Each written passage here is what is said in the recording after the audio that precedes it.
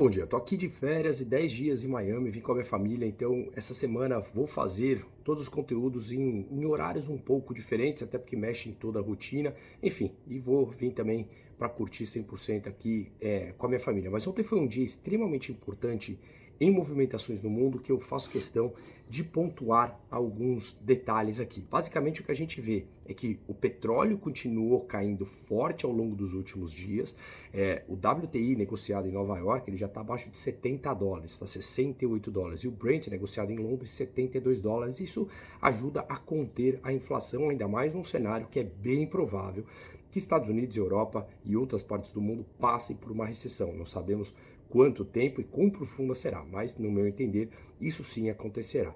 Mas bom, o que a gente viu é que duas decisões de política monetária, de taxa de juros ontem aconteceram como a gente vinha falando aqui há bastante tempo. Os Estados Unidos subiu em 0,25 a sua taxa de juros, agora está entre 5 e 5,25, lá tem essa banda, e o que acontece é que ele tirou do comunicado, o presidente do Banco Central americano, Jerome Powell, tirou do comunicado uma frase em que ele vinha colocando nas outras anteriores decisões, mostrando que ele pode ter encerrado esse ciclo de alta de juros. Mas calme, ele acentuou que a inflação ainda é preocupante, que o mercado de trabalho está extremamente forte ainda, que tem muito mais demanda por trabalhadores do que os trabalhadores demandando trabalho, e isso pressiona salário, que pressiona a inflação, mas há um monte de dados mistos vindo da economia americana. Ora vemos dados de serviços melhores, ora piores, ora da indústria melhores, ora piores. Às vezes, dependendo de uma metodologia, a gente vê o mercado de trabalho ainda muito aquecido, em outra a gente vê ele começando a desaquecer, a gente vê já números importantes de preços de moradias ou de montante de financiamento hipotecário disponibilizados já mostrando uma queda significativa de um ano ao outro. Então, esses dados mistos mostram que a economia está um tanto quanto perdida, ou seja, os agentes econômicos estão perdidos, e no meu entender, essa recessão ela será extremamente, digamos, inevitável. Bom, outro ponto importante, esse aumento de taxa de juros praticado de uma forma tão rápida, justamente para corrigir os excessos praticados nos últimos 13 anos que mantiveram juros artificialmente baixos durante os últimos anos. Isso estimulou empréstimo, estimula a dívida, e agora, quando chegou a inflação, esse ajuste precisava ser corrigido. Portanto, essas intervenções sempre levam a problemas muito maiores ao longo do tempo. O que a gente vê é que é bem provável que já estamos passando por um aperto de crédito importante, e uma economia que depende muito de crédito acabe sofrendo muito mais. Hoje eu vou postar um vídeo que eu fiz no meu canal do YouTube falando sobre o dólar, né?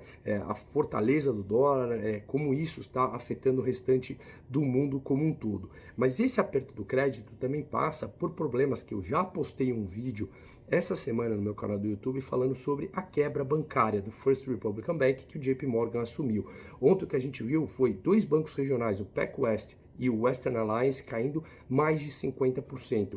E hoje a gente vê o First Horizon, que é um banco do Tennessee, também caindo quase 50%. Isso coloca uma ficha, um alerta muito mais de que o cenário de hoje em dia, com essa nova forma de resgate tão rápido de dinheiro, a gente talvez não veja mais filas bancárias. O que acontece é que a gente os correntistas transferem de forma rápida, inclusive o Jerome Powell, presidente do Banco Central, ontem falou que isso foi um aprendizado, que eles erraram durante esse processo, que isso foi um aprendizado.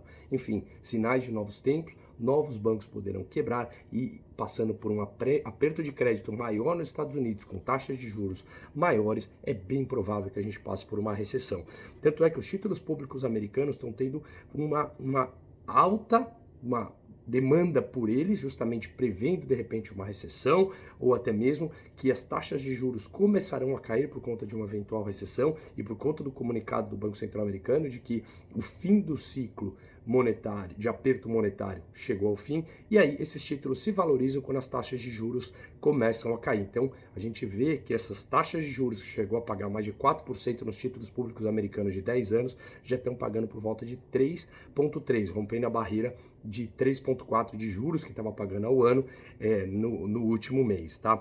Além do mais, a gente vê o Bitcoin chegando em 30 mil pontos e o ouro que teve outra valorização. Sinais de que o mercado está ressabiado, e metade dos americanos, e eu vou sondar isso aqui esses dias, segundo uma pesquisa, falaram que estão com receio dos seus depósitos em bancos. E também é natural, porque os bancos não conseguem remunerar nas suas contas correntes e esses correntistas sacam para comprar título público americano que paga muito mais e o risco é muito baixo, tá bom? Outro ponto importante, os Estados Unidos precisam aprovar o teto da dívida, senão isso pode sim também impactar na economia. Eles atingiram já mais de 31,4 trilhões do seu teto da dívida e agora está uma discussão entre republicanos e democratas para aumentar esse teto da dívida. Se eles não conseguirem aumentar, os Estados Unidos não conseguem honrar os seus pagamentos.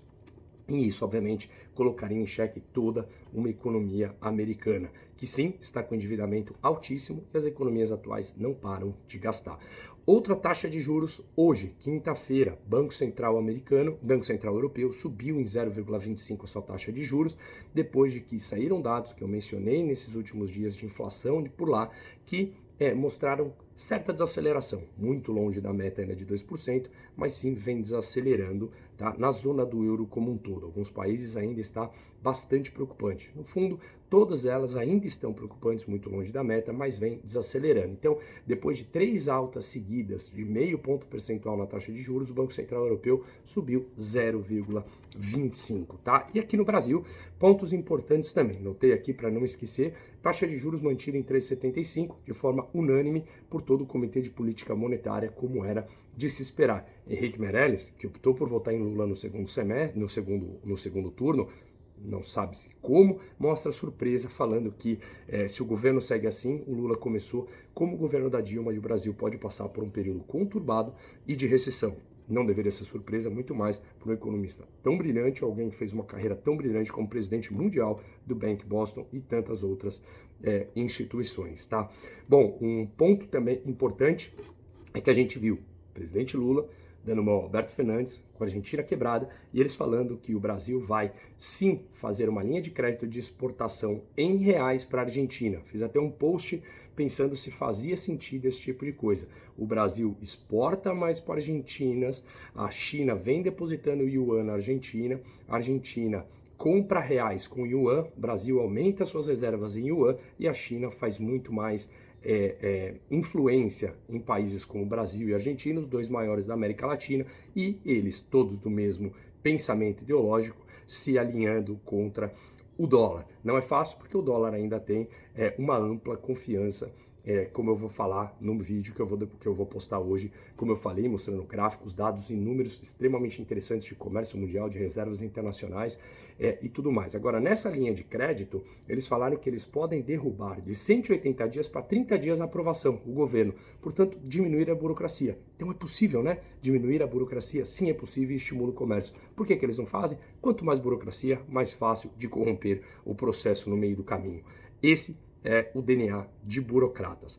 E ainda, o que a gente vê foi a discussão no âmbito político de que o arcabouço fiscal não deve responsabilizar de forma criminal o presidente se ele não cumpre as contas fiscais como era no teto de gasto. O que eles querem é gastar mais e não terem responsabilidade ou punição sobre isso. De novo, zero novidade num governo de esquerda que gasta mais do que arrecada e pouco se importa com os gastos públicos e sim apenas com a narrativa mentirosa que traz um ônus muito maior no médio e no longo prazo. Mas no curto prazo satisfaz anseios econômicos de pessoas que passam a acreditar nisso, mas que sofrem as consequências muito depois, tá? Mas o governo sofreu uma importante derrota na Câmara em que eles derrotaram o veto imposto pelo presidente Lula no marco do saneamento. Vamos ver o que faz isso. O Brasil hoje tem ainda 50% da população sem acesso à água e esgoto tratado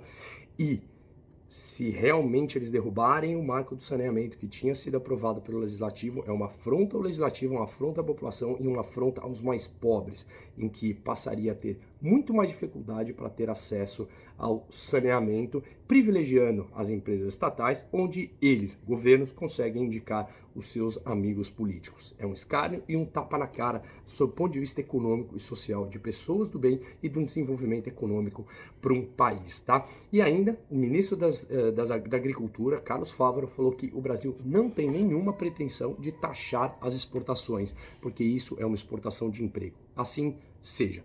Um ótimo dia para todo mundo. Vou colocando ao longo do dia as principais notícias durante esses meus 10 dias de férias aqui. Um ótimo dia para todo mundo.